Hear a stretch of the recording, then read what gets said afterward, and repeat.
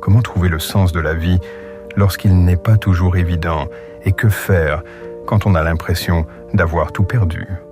La vie est étrange. C'est comme marcher dans un long couloir.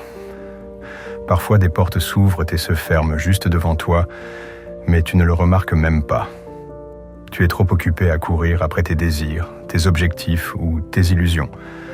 Parfois, une porte se ferme brutalement et tu restes tellement focalisé dessus que tu ne vois pas une autre porte, encore plus importante, qui s'ouvre à côté. J'ai compris que la vie nous offre constamment des chances, mais que nous ne sommes pas toujours prêts à les saisir. Parfois, nous sommes tellement attachés à ce que nous avons perdu que nous ignorons ce qu'on nous propose. Tant que tu restes accroché à une porte fermée, tu ne peux pas franchir celle qui s'ouvre à côté. Il m'a fallu des années pour comprendre ça pleinement. J'ai grandi dans une famille ordinaire, dans une ville ordinaire. Enfant, j'étais convaincu que le monde était immense, plein de possibilités infinies, et que si je désirais quelque chose suffisamment fort, je l'obtiendrais. Une illusion amusante. Car la réalité, c'est que la vie ne donne rien gratuitement. Elle nous envoie des signes, puis des épreuves si nous ne voyons pas ces signes. Et si on ignore ces épreuves, elle nous brise. Non pas pour nous détruire, mais pour nous reconstruire entièrement. Les premiers signes étaient subtils, insignifiants. Je rêvais d'être artiste, mais mes parents répétaient que ce n'était pas sérieux. L'art n'est pas un métier, disait mon père. Alors j'ai cru. Ensuite, il y a eu cette fille. Avec elle, je me sentais vivant. On pouvait parler pendant des heures ou simplement se taire ensemble. Et ce silence était chaleureux et apaisant. Elle me comprenait comme personne. Avec elle, j'étais moi-même, sans masque, sans prétention. Mais je n'ai pas compris que c'était ma véritable chance de bonheur. Je ne me suis pas battu pour elle. Je l'ai laissée partir, persuadé que d'autres rencontres similaires m'attendaient. Ce n'est que plus tard que j'ai compris combien une telle connexion était rare. Ce n'est que plus tard que j'ai compris combien une telle connexion était rare. Les signes continuaient à venir, mais je refusais de les voir. Le véritable tournant est arrivé plus tard. J'avais un ami que je considérais comme un frère. Nous avions traversé beaucoup d'épreuves ensemble. Je lui faisais confiance aveuglément, jusqu'au jour où il m'a poignardé dans le dos, saisissant une opportunité au moment où j'étais vulnérable. Il a utilisé ma confiance contre moi. C'était comme un poison lent. D'abord des petits indices, puis des conversations étranges. Et enfin, la trahison. Je ne l'avais pas vu venir, et ça m'a brisé. J'ai perdu non seulement un ami, mais aussi ma foi en l'humanité. La dépression, c'est quand le monde perd toutes ses couleurs. Tu n'as plus envie de te lever le matin, chaque petite tâche devient insurmontable. Les gens autour répètent « Secoue-toi », mais tu ne peux pas. Tu es brisé, tu existes sans vraiment vivre.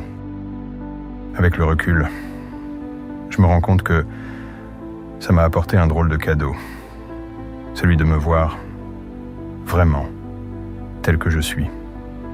Sans toutes ces distractions, les attentes des autres et le bruit du quotidien, tu commences à entendre ta vraie voix intérieure. Tu vois qui était vraiment là, pour toi, et qui n'était là que par intérêt. Tu fais face à ta souffrance, à tes faiblesses, mais tu découvres aussi ta force. Et c'est là que tu réalises ce qui compte vraiment. Combien de temps ai-je été ainsi? Une éternité, semblait-il. Un jour, presque par hasard, je suis sorti pour échapper au mur qui m'étouffait. J'ai vu le soleil se refléter sur les fenêtres, les feuilles bouger au vent, un rire lointain. La vie continuait sans moi. Alors pourquoi pas moi? Sortir de la dépression n'est pas un miracle instantané. C'est un processus au cours duquel vous apprenez à voir la vie d'une nouvelle manière. réaliser que ce n'est pas seulement la douleur qui nous façonne, mais aussi la joie. Se rendre compte que même après les jours les plus sombres, l'aube se lève et que les pluies froides sont toujours suivies d'un ciel dégagé. C'est un processus lent. J'ai recommencé par de petites choses, lire des livres que j'aimais, cuisiner même sans faim, écrire mes pensées, puis des histoires. J'ai repris mes pinceaux et mes couleurs. Peu à peu, je me suis retrouvé. La plus grande leçon que j'ai apprise est que la vie n'est pas une succession de réussites et d'échecs, mais un courant continu, parfois difficile, parfois doux, mais toujours en mouvement. Quand tu tombes, ce n'est jamais la fin, seulement une autre chance de te relever plus fort. En traversant l'obscurité, ta récompense est la lumière intérieure que tu découvres, ta force, mais aussi les gens qui restent à tes côtés, même dans les moments sombres. Leçon essentielle, les gens. Nous ne sommes pas faits pour être seuls. On a besoin de liens authentiques, mais il est crucial d'apprendre à reconnaître ceux qui méritent une place dans notre vie, ceux qu'on laisse entrer dans notre cœur et ceux qu'on laisse derrière la porte.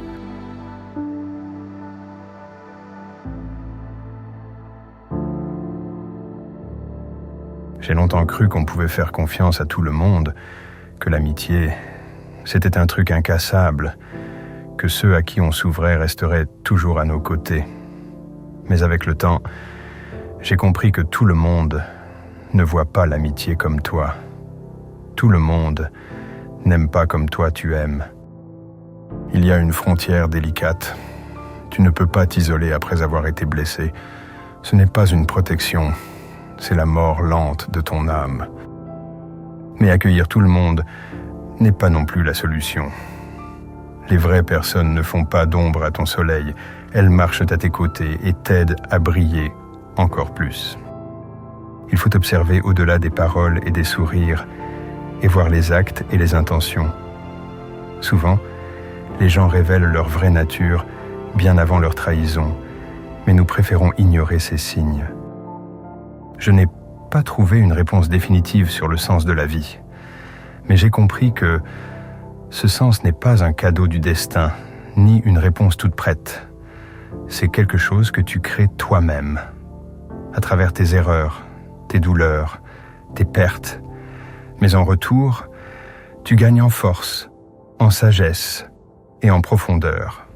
Et si en ce moment même, la vie te donnait des signes importants que tu ne vois pas? Peut-être que quelqu'un attend simplement que tu le vois différemment. Peut-être es-tu au seuil d'un changement, mais tu hésites à faire le premier pas. Ne reporte pas ta vie à plus tard. Autorise-toi à vraiment voir, ressentir et vivre pleinement. N'ignore pas les signes que te donne la vie. N'aie pas peur de refaire confiance, d'aimer encore, de rouvrir ton cœur. Oui, c'est risqué. Oui, tu pourrais être blessé à nouveau. Mais sans risque, il n'y a pas de vie véritable. Protège ceux qui sont près de toi, ceux qui tiennent vraiment à toi. Car au final, ce ne sont pas les années qui donnent du sens à ta vie, mais ces moments où tu ressens, où tu vis intensément, où tu t'ouvres pleinement au monde. T'est-il déjà arrivé de comprendre quelque chose d'important, mais trop tard?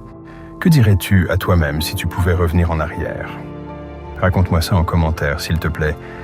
J'aimerais vraiment connaître ton histoire. Pense à ce moment précis. Qu'est-ce que tu te dirais à toi-même si tu pouvais revenir en arrière? Quels sont ces mots dont tu avais tellement besoin, mais que personne ne t'a jamais dit? Ton vécu m'intéresse sincèrement, alors ne garde pas ça pour toi. Écris-le-moi, et promis, je le lirai.